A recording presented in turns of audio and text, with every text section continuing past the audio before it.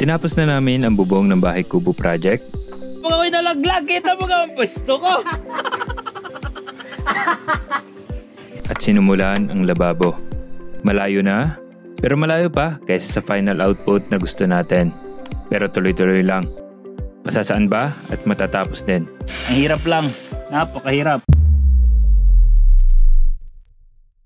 Sipag, tiyaga, at teamwork ang baon namin. Okay, as usual, ating mga gamit ibababa natin. Ang target natin ngayon, matapos natin yung net ng bubong. As usual, nauna ang dalawang malikot natin ng supervisors. Up.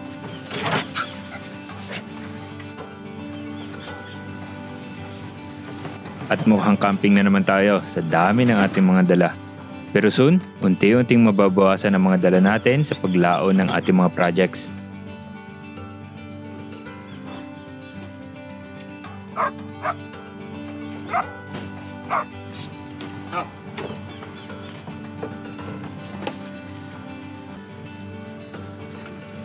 Okay, unahin natin yung side na yon. Ilalagay natin yung net habang hindi pa umuulan para may magawa tayo. Itong side na to, ating ilalapat na yung net dyan. Si John Paul ang sa taas ng bubong at mag-ensure na walang pawid na nakabaligtad.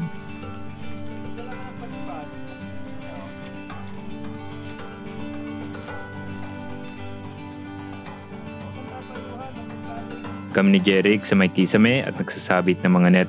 So inuunti-unti namin kasi dapat pagkatapos ko doon, hanggang doon na kasi yung isabit ko. Dapat mapantay ni Jeric yun bago kami mag-move para pantay yung hila ng net natin sa taas.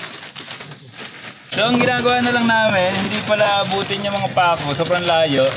Ginagawa muna namin dito sa dulo ng mismong kawayan ng pawid namin, nilalapat yung net. Doon namin sinasabit, tapos susuportahan na lang namin mamaya ng tali. Tatahian namin ng tali.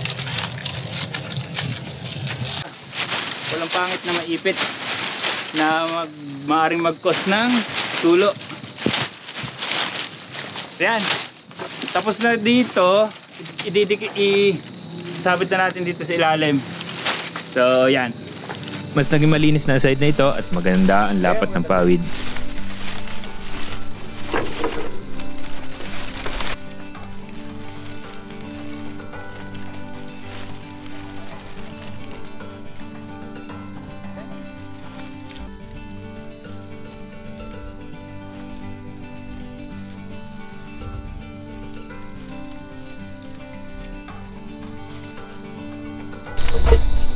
Medyo malaki yung nag-isobra natin, pero okay na yun kaysa kinulang tayo.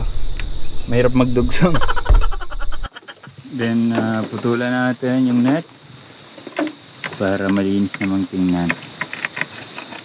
Ayan o, matulo na agad yung tubig. Naulan na naman. Nasubok na naman tayo ng ulan dito sa ating bahay kubo. Yeah. Ito tingnan o, nung may net na, malinis. So kahit hangin-hanginin yan, hindi basta mabubuka yung dahon ng pawid.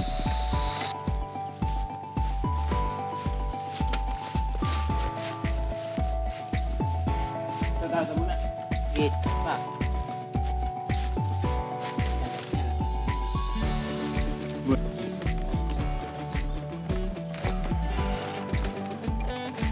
Ang paglalagay ng net sa ganitong bubong ay nakakapagpahaba ng useful life nito, lalo pa at madalas ang bagyo dito sa atin.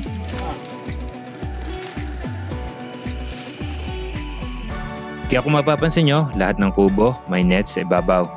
Hindi lang ito ang net na ginagamit, pero it will serve its purpose.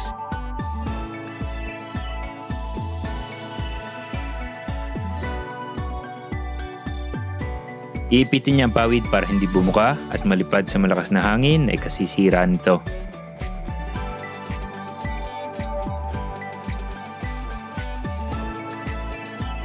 Okay, kumpleto na rin yung net dito. Balik kumpleto na yung net ng ating bubong. Sa ilalim naman tayo. Isasabit na ulit natin to. So dapat ini-ensure ito na walang sabit-sabit na pawid para hindi naman siya maging source of tulo.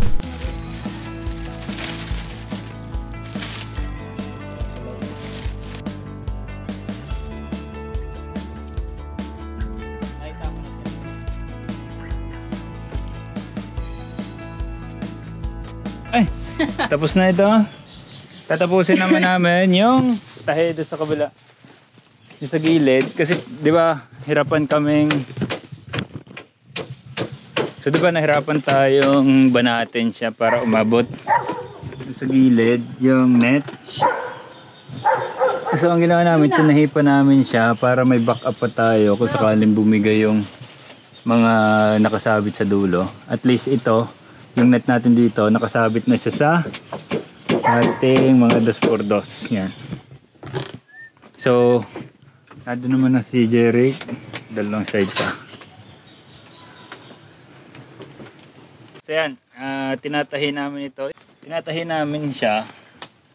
Kasi di ba ito nakasabit lang yan dito.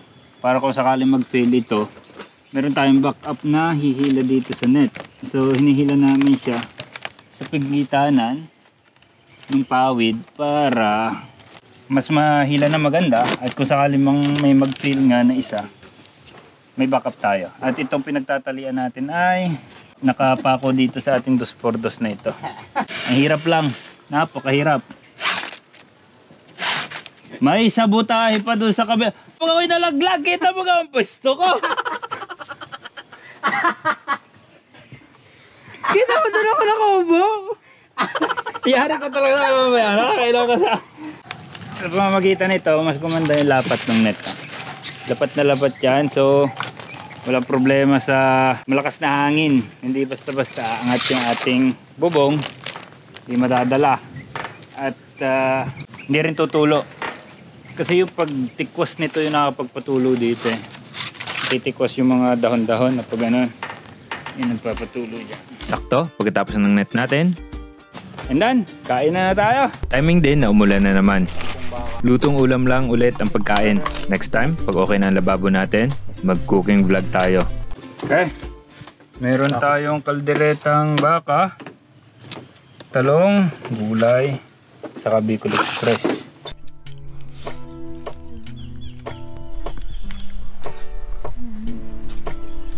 Kain. Daming ulam, 3. Ano pa bang sunod? Siesta, syempre, after kumain.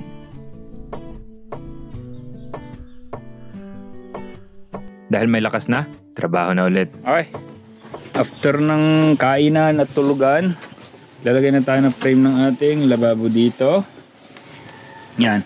So, ang plano natin, isang haba na ito ang lalagay natin kasi compose na yun ng lababo, lutuan, saka yung ano natin, yung pagpatungan ng mga gamit natin pang kusina. Isang haba na.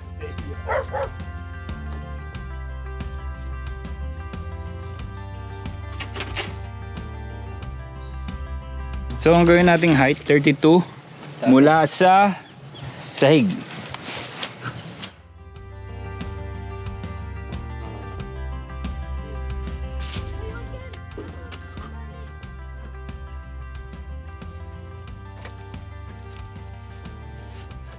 Ginamitan namin ng level hose para sure naman tayo na patay ang ating lababo.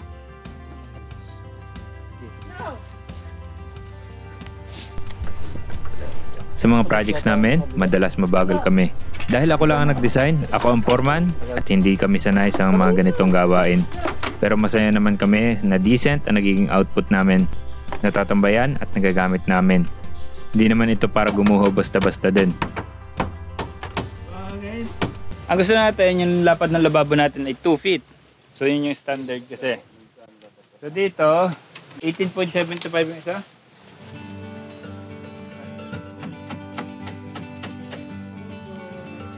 Nakalagpas ang ating lababo sa gilid para space saver sa loob. Lalagyan pa naman natin ng pawid yan sa taas para kontra ang piyas pag umuulan.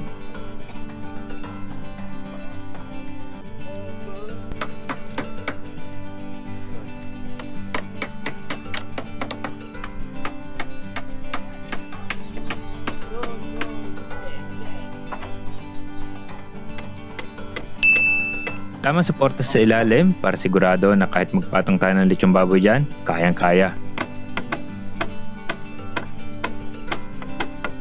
Okay, ito yung frame natin. Lalagyan pa natin yung 2x2 para sa patpat. Pero unahin natin yung lalagyan ng lababo. Hindi lang namin nadala yung lababo, pero mayroon kami lababo. Para sa hugasan natin, dito natin ilalagay sa side na ito. Nag-search lang ako sa Google at pinasukat ko ang lababo sa bahay. Ginaya ko lang ang height, pati ang dimension ng mismong lababo na ilalagay. Bahala na kung hindi mag-shoot. Ayan, ito na yung frame ng ating lababo. Ito na lang, pag dinala natin yung lababo, mag-shoot dito. No? Okay, merienda muna ta. Dahil maulan, para sa merienda, pinagluto kami ni Jay ng instant ramen. May kapartner na tinapay at malamig na juice. Alam ko naman na sa pag-construct nito, hindi perfect at may matitrigger na naman. Hayaan nyo na, Call of Duty. Hindi naman namin kayo iimbitahan din sa aming munting bahay kubo. Ang kailangan lang namin, tapusin ito na magiging decent naman ang output. Ready na ito para sa patpat sa susunod na session. So yan na lang muna para sa video natin ngayong araw.